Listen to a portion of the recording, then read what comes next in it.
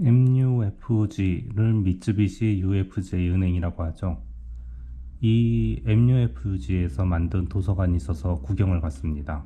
뭐 그렇게 크진 않지만 공원 한가운데 이쁘게 건물을 짓고 누구나 근처에서 책을 볼 수 있게 되어 있습니다. 책은 모두 기증으로 받은 책이고 책 뒤에는 기증자의 기증 이유가 재미있게 적혀 있는 것도 하나의 볼거리이네요.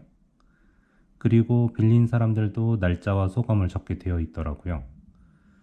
앉을 자리가 없을 정도로 많은 사람들이 책을 빌려서 읽고 공원에서 놀고 하는 모습이 왠지 좋아 보였습니다.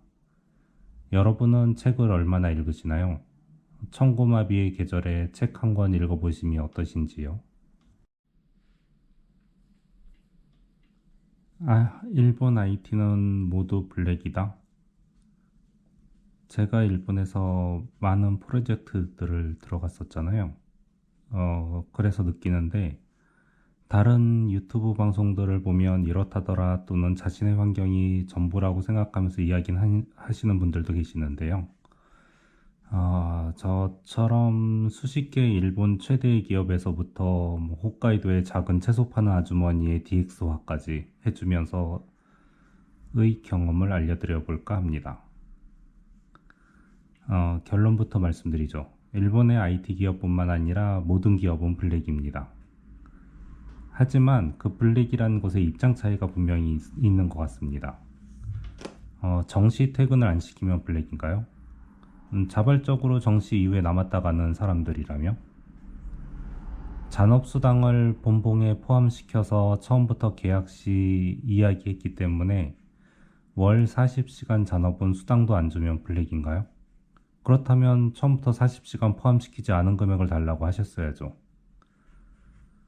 많은 IT 프로젝트를 들어가서 봤지만 다른 일들을 빨리 끝내는 사람들은 칼퇴근을 합니다. 그리고 남아있는 사람들은 스케줄에 쫓기는 사람들이 많습니다. PM은 정상적인 범주 내에서 스케줄을 만들고 아래로 내보냅니다. 그러면 아래에서는 그 스케줄 내에서 사람들을 할당하고 진행을 합니다. 만약 PL 레벨에서 계산을 못해서 직원들이 잔업을 계속하게 되었다 칩시다.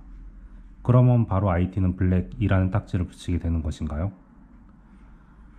하루가 다르게 바뀌어가는 IT는 농사와 비교하면 거의 개인 능력 차이가 너무 큽니다.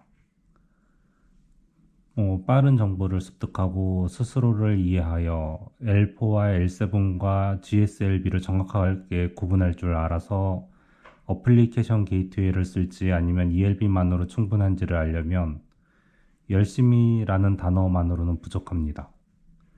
심지어는 저도 당한 것이 ELB와 ALB가 나뉘어지지 않았을 때 당시에는 ELB는 4,000 세션에서 터졌거든요. 그런데 어느 날 보니까 ELB로 15,000 세션도 버티는 것을 봤습니다. 그래서 다시 AWS 도큐멘트를 찾아보니까 4,000 이하의 세션을 권고한다는 문구가 스리슬쩍 빠져 있더라고요. 저 역시도 이렇게 하루하루가 바뀌어가는 IT의 최전선에서는 설계 미스가 생길 수도 있습니다. 그럼 그걸 보완하기 위해서 회의를 하고 제 스케줄을 하다가 도저히 납기에 안 맞는 경우는 부탁도 하게 되죠. 그럼 어쩔 수 없이 뭐 블랙 어쩌고에 전형이 돼버리는 거죠. 하지만 순조로운 프로젝트들은 정말 1분도 오래 남아있으면 눈치를 봅니다. 케이스 바이 케이스라는 말이 가장 정확하지만 일본 IT가 블랙인지는 자기가 들어온 환경, 그리고 스스로 받아들이는 느낌, 그리고 상사 등등에 의해서 결정이 된다고 생각합니다. 직접 느끼시고 판단하라는 얘기죠.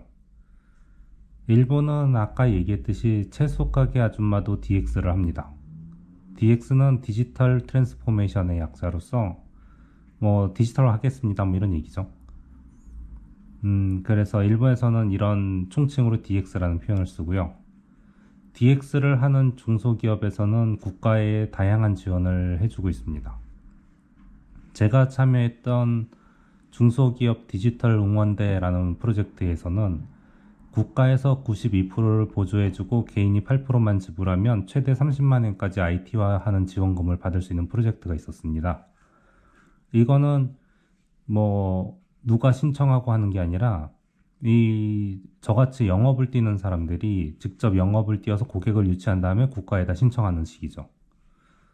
뭐 그렇게 해서 나온 고객 중에 하나가 아마존과 라쿠텐에 채소를 팔고 있던 홋카이도의 농민이었습니다. 양쪽의 재고를 동기화하기가 어려워서 자꾸 재고가 0인데도 팔려버리는 게 있어서 이걸 자기가 가지고 있는 엑셀이랑 동기화를 시키고 싶다는 것을 지원해드렸죠. 그리고 가고시마의 자동차 공업소에서는 여러 리스 회사와 연동해서 강제로 정비 시기가 되면은 공업소가 그 리스 차량을 운행하고 있는 사람이랑 연락해서 정비 스케줄을 잡고 차량을 가지러 가서 정비를 해주는 서비스를 해주고 있는데, 이를 위한 전화 업무만으로 14명이나 쓰고 있는데, 이걸 RPA화해서 4개 리스 회사의 시스템에 제각기 다른 포맷의 결과물을 DB화하고 스케줄에 맞춰 자동으로 예약 SMS를 보내고 그 내용에 맞춰 스케줄이 정해지는 것을 구현한 적이 있습니다. 뭐 한국의 IT 기업이랑 일본의 이런 DX를 위한 IT 프로젝트 같은 게 굉장히 다르죠. 정해진 루틴으로 시킨 일만 하는 사원 생활을 하면서 느끼지 못하는 세상의 변화를 저는 설명해 줄 수 있다는 게 왠지 뿌듯하기도 하네요. 일본에서는 영세업자의 DX화에 국가가 엄청난 지원을 해주고 있습니다. 뭐 물론 한국도 지원을 해주고 있지만 그 수준과 범위는 비할 바가 아닌 것 같더라고요. 이러한 재미있는 일본 이야기였습니다.